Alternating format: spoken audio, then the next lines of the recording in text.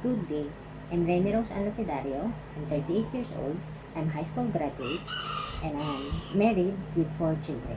My first employer is from United Arab Emirates. I'm taking care of 3 children, cleaning, laundry, ironing. Most of the time, my employer is the one who do the cooking and my duties is to prepare everything. My second employer is from Hong Kong.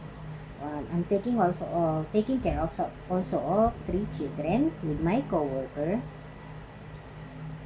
cleaning, laundry, and ironing. My third employer is here in the Philippines. I'm working for them till now. I'm taking care of 1 child, 1 dog, one cat. The child that I'm taking care of have autism, so she needs more proper care and attention.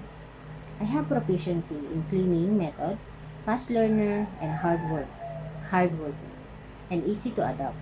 I have experience in taking care of children and knowledge of child safety and development.